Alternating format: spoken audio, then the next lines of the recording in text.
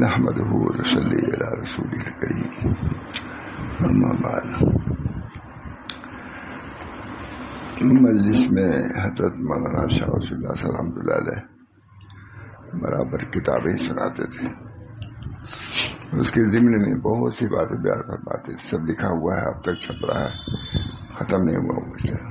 اب بھی بہت ہے لیکن جمع صندوق بھرا ہوا ہے. اب بھی تو ابھی نکالا میں نے. حضرت ذوالنون مصری کا اعتراف ذنوب, یہ واقعہ ہے. اعتراف ذنوب حضرت نے آخر میں کتابی لکھی اعتراف ذنوب پر. مجلس بار بار اعتراف ذنوب دنیا تو اسی کو سناتا ہوں میں.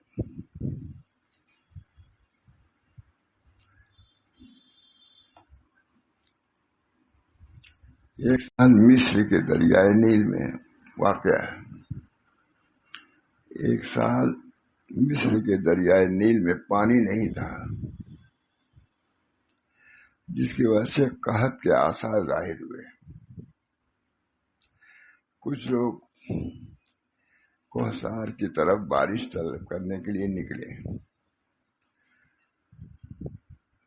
بہت روئے دھوئے مگر آسمان کو ان کے حال زار پر رونا نہیں آیا. بہت آنسو گرے, پانی گرے, مگر آسمان کو ان کے حال پر رونا نہیں. بارش نہیں ہوئی.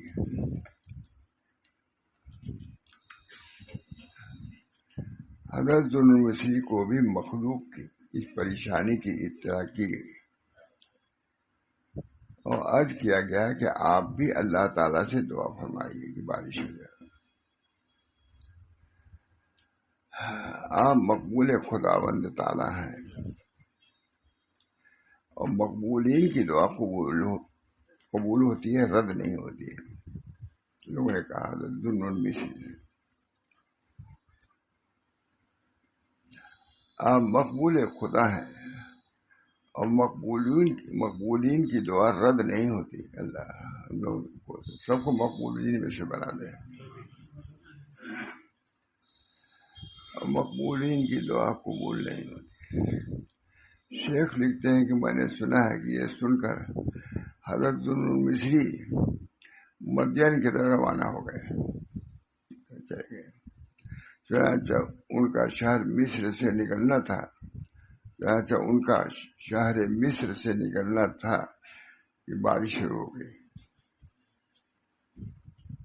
اور انہیں مدین پہنچ کر اس کی اطلاع ہوئی کہ بارش ہو چکی. بارش نہیں ہو رہی تھی.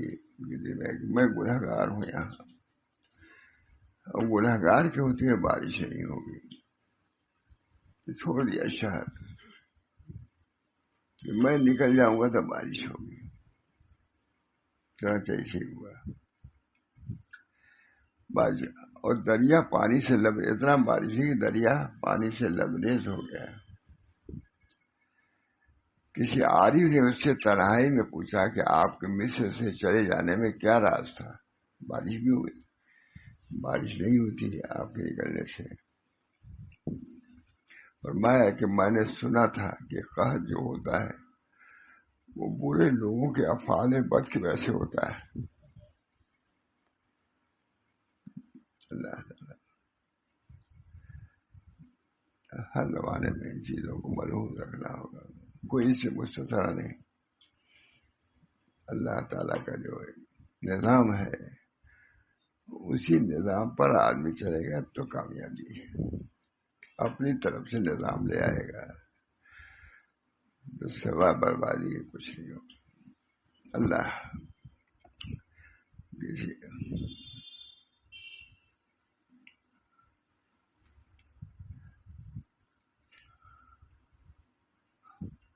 کسی عارف نے ان سے تنہائی میں پوچھا کہ آپ کے مصر چلے جانے میں کیا راز تھا کہ بارش ہوئی. اور میں نے سنا تھا کہ قحط جو ہوتا ہے وہ برے لوگوں کے افعال بد کی وجہ سے ہوتا ہے. اور میں نے جہاں تک غور کیا تو اپنے سے زیادہ کسی کو اس بستی میں گنہگار نہ پایا. ذوالنون مصری نام ان کا سب لکھے ہیں زبان پہ، ذوالنون مصری. لیکن قلب کا یہ حال، ان کے نیستی کا یہ حال تھا کہ اپنے کو سب سے بڑا گنہگار سمجھ.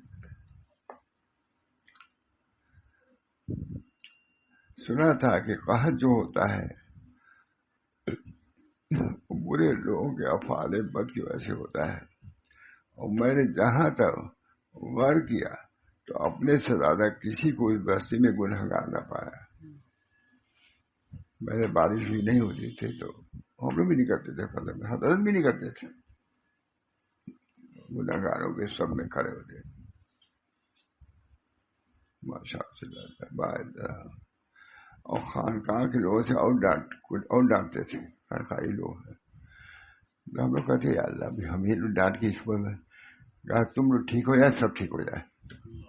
یہ کریں خانقاہیوں سے کہتے تم لوگ اگر اتنے آدمی ہو تم لوگ، اگر تم ٹھیک ہو جائے تو سب ٹھیک ہو جائے گا. گنہگاروں کی طرف نہیں، خانقاہیوں کی طرف نظر تھی کہ یہ لوگ اگر ٹھیک ہو جائے سب ٹھیک ہو جائے گا. ٹھیک ہے، اور خوب ڈانٹتے تھے، نکلو نالائق ہو تم سب دنیا دار ہو. بہت ہم لوگ سنے ہیں. کبھی ان لوگوں نے نہیں کہا فساق فجار میں، یہ خاص انداز تھا. سب سے برا ہم بیٹھے ہوئے تھے تو آئس کریم آئی، کسی دیا ہوگا اس وقت کہاں سبزی تھی لیکن باہر لیا ہے. اب ظاہر حضرت بھی تو آدمی تھے، ان کو بھی اچھی چیز اچھی لگتی تھی، انہوں نے چمچہ لیا ہے کیا. ان کی نواسی بیٹھی ہوئی تھی، میں بھی تھا، اس کو دے دیا. کہا کہ یہ تم کھا جاؤ، حاضر ہم کریں گے تو گناہ، ہم کھائیں گے تو گناہ ہی کریں گے، ہم کھائیں گے تو گناہ ہی. کھانا بہت ملزم امتحان کا ہے. کھانا کھانے کی بے عزتی. چلے جائیے ہوٹل میں، مسلمانوں کے ہوٹلوں میں کیسی بے ادبی بے تعلیم کھانوں کے ساتھ ہوتی ہے، تعجب ہوتا ہے. کیا کیا ہوتا ہے سب جانتے ہیں. فرمایا کہ میں نے سنا تھا کہ قحط جو ہوتا ہے وہ برے لوگوں کے افعال بد کی وجہ سے ہوتا ہے، اور میں نے جہاں تک غور کیا تو اپنے سے زیادہ کسی کو اس بستی میں گنہگار نہ پایا. ذوالنون مصری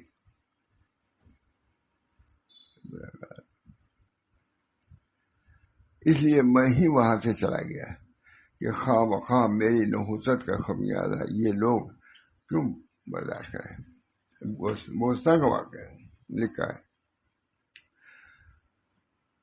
حضرت سبحان اللہ. کیسا عمل تھا رسول اللہ صلی اللہ علیہ وسلم کے اس ارشاد کا، انا المقر المعترف بذنبی. خود حضور نے فرمایا انا المقر المعترف بذنبی، میں اقراری مجرم ہوں، اپنے گناہوں کا اعتراف کرتا ہوں. ذوالنون مصری کا. اور یقیناً اسی اتباع سنت کی برکت سے بارش بھی ہو گئی. انا المعترف بذنبی، میں اعتراف کرتا ہوں اپنے گناہوں کا. انا بہت اس پر بہت بیان حضرت کا. انا المعترف بذنبی اسألک مسألۃ المسکین وابتہل الیک ابتہال المذنب الذلیل.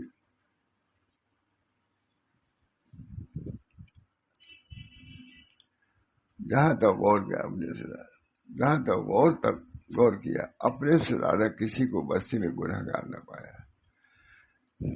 عملی طور سے کیا کہ نکل گئے بستی سے.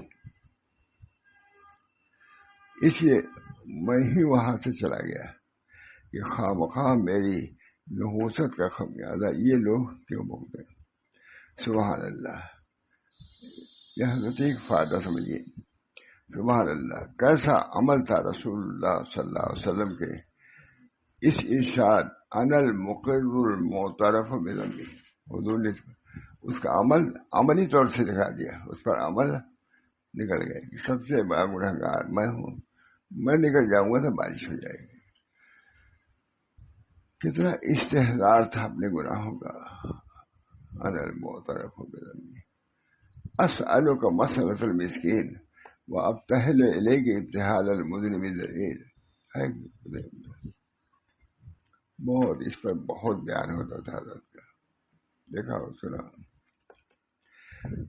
تو میں نے لکھا ہے سبحان اللہ، کیسا عمل تھا رسول اللہ صلی اللہ علیہ وسلم کے ارشاد ان المقر المعترف بذنبہ. یہ حضور فرما رہے ہیں، عملی جامع وضو نے پہنچایا کہ ان المعترف، میں اپنے گناہوں کا اعتراف کرتا ہوں.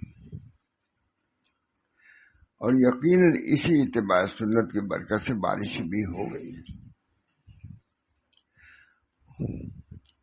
انہوں نے شہر سے باہر نکل کر گویا اعتراف و استغفار کا عملی ثبوت دیا.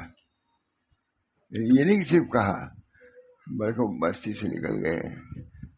گنہگار آدمی جب یہاں رہے گا تو بستی بھی محروم رہے گی پانی سے. تم بھی منحوس آدمی ہو، نکلو بارش ہوگی. تو میں چاہتا ہوں شاید ہوگی. انہوں نے چونکہ اعتراف ذنب کیا، ان المعترف بذنبہ، اب گناہ ہونا کا معاملہ چھوڑیے، میں نے بہت بیان کیا. ان المعترف، چونکہ حضور نے اپنے ذنب کا گناہ، یہ نہیں کہ گناہ گار تھے. کسی نے حضرت تھانوی سے پوچھا کہ حضرت کیا حضور ایسی گناہ گار؟ خاموش ہے، یاد ہے. ان المعترف بذنبہ، میں اپنے گناہوں کا اعتراف کرنے والا. اعتراف بھی بڑی چیز ہے.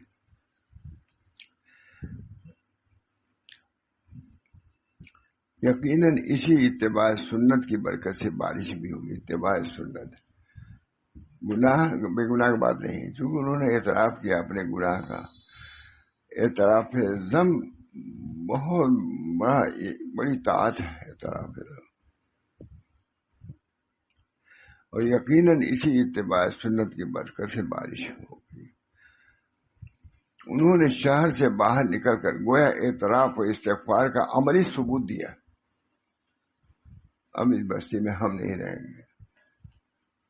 اس کے یہ نہیں کہ وہ گنہگار تھے، اس کی بات نہیں ہے. جنہوں نے اعتراف ذنب کے گناہوں کا اعتراف کیا ہے. یہ ہم لوگوں کا بہت معاملہ ہوتا تھا حضرت کے یہاں، کچھ ایسے ہی رہتا تھا. اب کیا بتائیں، کیا جب تک ہم لوگ یہ کہہ نہیں لیتے تھے کہ ہاں حضرت ہم سے غلطی ہوئی تو چھوڑتے ہی نہیں تھے. بڑے بڑے مولوی مولانا جب تک وہ کہیں گے کہ کیوں تم کو جائے ہم سے غلطی ہوئی حضرت معاف کریے، بس ختم. اور جب تک یہ لفظ نہیں کہتا تھا ہم سے قصور ہوا، نالائق. بہت ایسا ہوا ہے. خون دل پینے کو، لخت جگر کھانے کو، یہ غذا ملتی ہے جانا تیرے دیوانے کو. مجلس میں بھی ہوتے تھے. اٹھیے،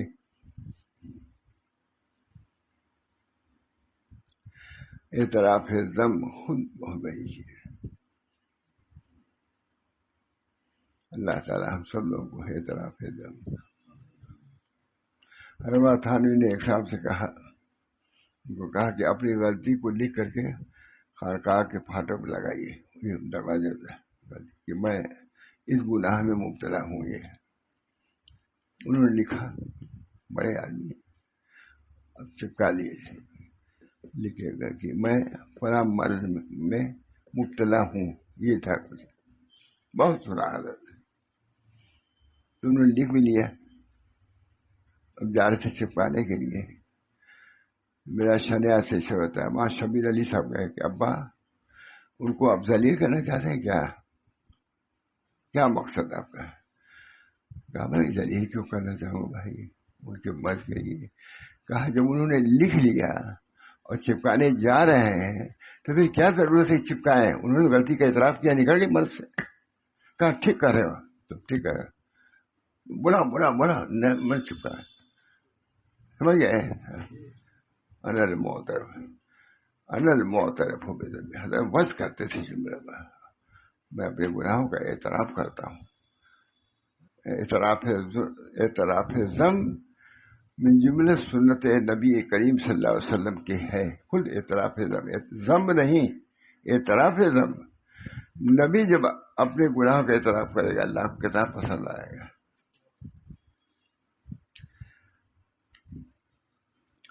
سبحان اللہ. کیسا عمل تھا رسول اللہ صلی اللہ علیہ وسلم کے ارشاد کا، انا المقر المعترف بذنبی، انا المقر المعترف بذنبی. میں اقرار کرنے والا ہوں، اعتراف کرنے والا ہوں. اعتراف تو نہیں کی. اور یقیناً اسی اتباع سنت کی برکت سے بارش بھی ہو گئی. انہوں نے شہر سے باہر نکل کر گویا اضطراف و استغفار کا عملی ثبوت دے دیا. باہر نکل گئے، عملی ثبوت، صرف زبان سے نہیں، جس کی وجہ سے اللہ تعالیٰ کے بحر بخشائش میں جوش آ گیا. سبحان اللہ. یہ تھا حال ان کے تواضع و فنا کا کہ اپنے سے بڑھ کر وہ پورے مصر میں کسی کو گنہگار ہی نہ سمجھتے تھے. اور یہ ان کو یقین تھا کہ ہماری ہی معصیت کے نحوست کی وجہ سے بارش رکی ہوئی ہے. جو حضرت کی بات ہے. مگر خلق اللہ میں ایسی عزت تھی، مگر حضرت فرما رہے ہیں، مگر خلق اللہ میں ایسی عزت تھی کہ بادشاہ وقت نے یہ کہا کہ جس مجلس میں اولیاء اللہ کا ذکر کیا جائے اور ذوالنون مصری کا ذکر نہ ہو، مجلس خالی ہے. برکت سے بادشاہ وقت ان کے متعلق کہہ رہا، وہ سارے اپنے ملک میں سب سے زیادہ گنہگار سمجھ رہا ہے اور بادشاہ وقت سب سے زیادہ ان کو عزیز سمجھ رہا ہے. تو اللہ کیا کیسی عزت.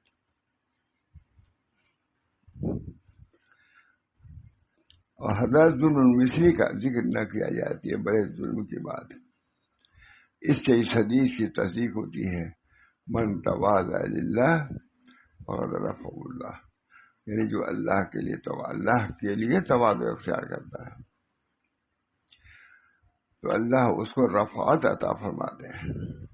اللہ تعالیٰ ہم لوگوں کو اس کا یقین عطا فرمائے ہے. عمل بھی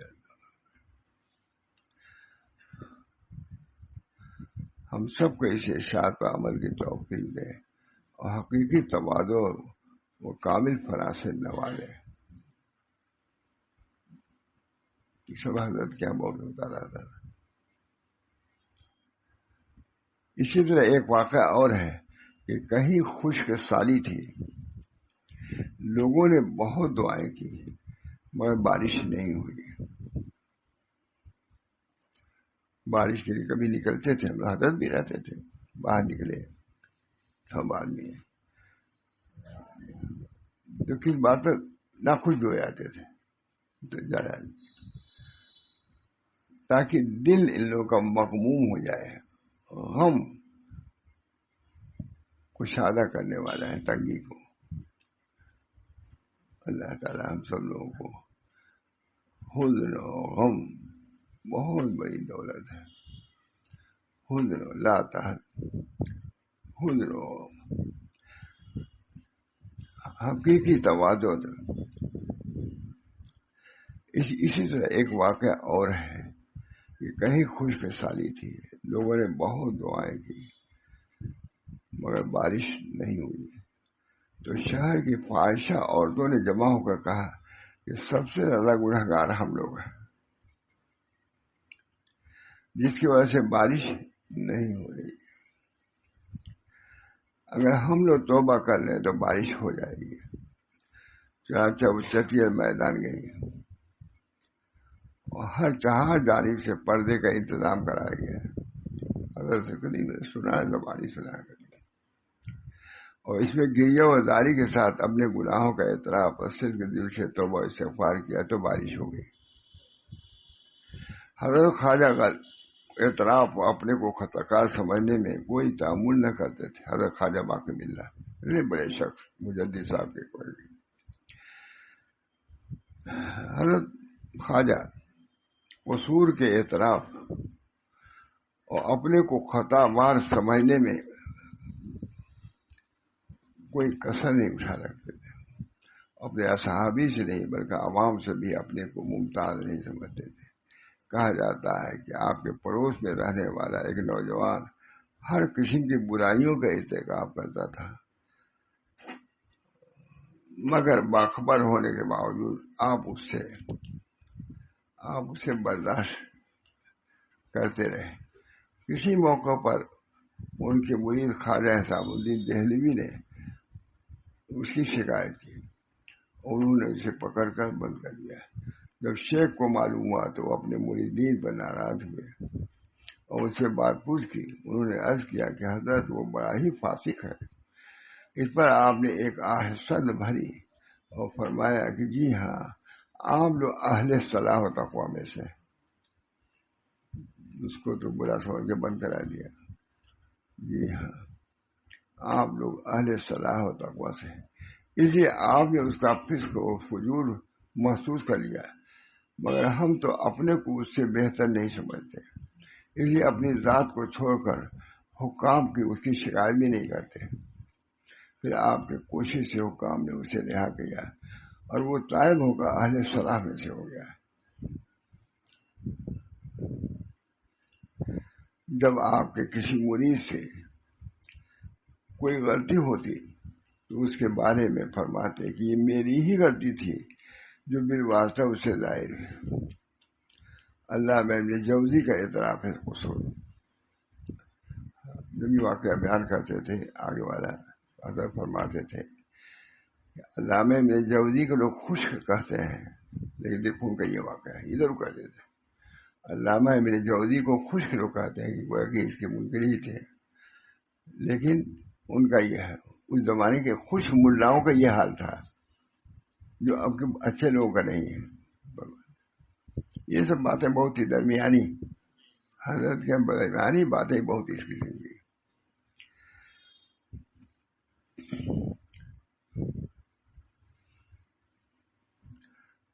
فرماتے ہیں خود اپنا واقعہ اپنی مشہور کتاب سید الخاطر میں یوں تحریر فرماتے ہیں. خود کی کتاب ہے علامہ ابن جوزی. مجھے ایک مرتبہ ایسا معاملہ پیش آیا جس میں اللہ سے مانگنے اور دعا کی ضرورت تھی، اور میں نے دعا کی اور اللہ سے سوال کیا. ایک صاحب صلاح اور ایک خیر بھی میرے ساتھ دعا میں شریک ہو گئے. میں نے قبولیت کے کچھ آثار دیکھے. میرے نفس نے کہا کہ یہ اس بزرگ کی دعا کا نتیجہ ہے، تمہاری دعا کا نتیجہ نہیں. میں نے کہا مجھے اپنے اس گناہوں اور کوتاہیوں کا علم ہے، جس کی وجہ سے واقعی مجھے اس کا حق نہیں ہے کہ میری دعا قبول ہو. لیکن کیا تعجب ہے کہ میری ہی دعا قبول ہوئی ہو، اس لیے کہ یہ مرد صالح ان گناہوں کے تقصیرات سے محفوظ ہے، ان تقصیرات سے محفوظ ہے جس کا مجھے اپنے متعلق علم ہے. لیکن مجھ میں اور اس میں ایک فرق ہے، مجھے اپنے تقصیر کی بنا پر دل شکستگی اور ندامت ہے، بس اس ندامت کی وجہ سے. اور اس کو اپنے معاملے پر فرحت و سرور ہے. اور کبھی اعتراف تقصیر ایسی ضرورتوں کے موقع پر زیادہ کارآمد اور مؤثر ہوتا ہے. اسے قصور کا حضرت کے ہمارے بہت ہوتا تھا. اسے ہم لوگ کہتے ہیں جا کہو ہم سے غلطی ہوئی، اس سے صاف صاف کیا کہو کہ چھوٹ جاؤ گے. بس وہاں کی کبھی ہم بتا نہیں سکتے، بگڑتے چلے آتے تھے. کوئی تو ہم لوگ کہتے ہیں میں رو دوں، آنسو دیکھ رہے خود ہی بھر جائیں گے. بہت ایک عجیب واقعہ ہے سما جس وقت ناخوش ہوتے بڑے بڑے لوگوں کو، جب تک وہ صاف نہیں کرتے تھے کہ مجھ سے غلطی ہوئی. اعتراف ذم گناہوں کا اعتراف ایک بہت بڑی دولت ہے. سنت من سنن نبی صلی اللہ علیہ وسلم، اعتراف ذم حضور کی سنتوں میں سے ایک سنت ہے. جیسے عبادت سنت ہے حضور کی، اسے اعتراف ذم یعنی برائیوں کا اقرار یہ بھی ایک سنت ہے حضور صلی اللہ علیہ وسلم کی. اللہ تعالیٰ ہم سب کو اسی توفیق. ہم ان میں ایک تھا کمتر لڑکا تھا کوئی بہت زیادہ، تو بات ایسی تھی وہ رو رہا تھا، وہ لڑکا رو رہا تھا، تھے آپ بھی جانتے ہیں. کہا دیکھو وہ اعتراف ذم میں لگا ہوا ہے رونے میں، جا سکو معاف. اللہ تعالیٰ ہم سب لوگوں کو طریق کو سمجھنے، انانیت کا نام نہیں طریق اپنے فنا کرنے کا نام ہے. اللہ ہم سب کو پورے حضرت کے کاموں کی بنیاد اسی پہ تھی، اعتراف ذم. خود کتاب بھی ہے اعتراف ذم کتاب بھی ہے بہت.